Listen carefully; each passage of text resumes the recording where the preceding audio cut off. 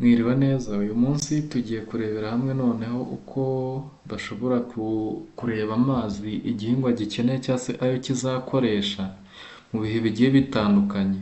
Aha turi bukoreshe software bita Cropwat, aho turi buze gushyiramo amakuru agiye atandukanye kugira ngo adufashe kugera ku ntego zacu cyangwa se ku byo twebwe turi kwifuza kumenya.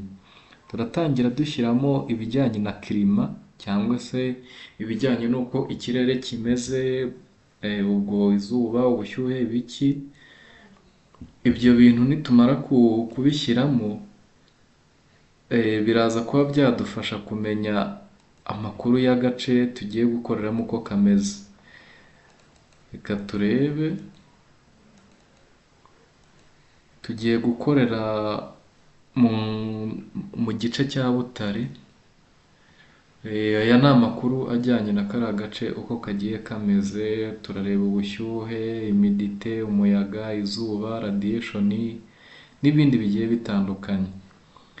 Tujye ku mvura yaguye ahantu runaka. Nanone turasubira i Butare naho turebe.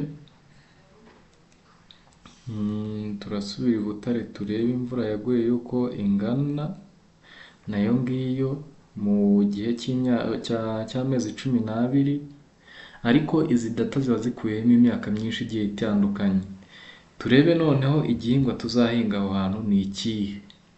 Icyo gihingwa tukirebe.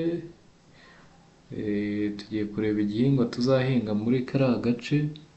Reka duhingeyo amasaka. Reka dushyireyo ibisheke. Urabona igihe tuzahingira nacyo dushobora guhindura bitewe n'igihe twe duhisemo tuzahinga. Hano duhita tubona n'igihe twe duteganya kuzasarurira. Ubwo noneho iyo birangiye duhitamo ubutaka.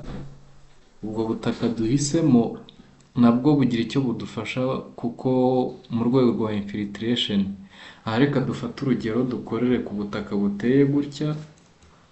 Ubu butaka nituburangiza turebe noneho igihingwa cyacu kizakenera amazi angana gute. Turebe, ubu muri kubona amazi azakenerwa uko agiye ameze cyangwa se ingano yayo. Turebe noneho tuzayashyiramo gute.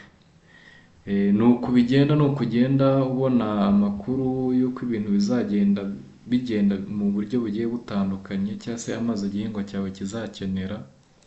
Ushobora kureba amacati cyangwa se uburyo bw'ibishushanyo ukareba uko bizaba bimeze, ese bizagenda bite, byose nyine ugenda ureba. Sawa, murakoze, mukomeze kugira umugoroba mwiza, Imana ikomeze kubarinda.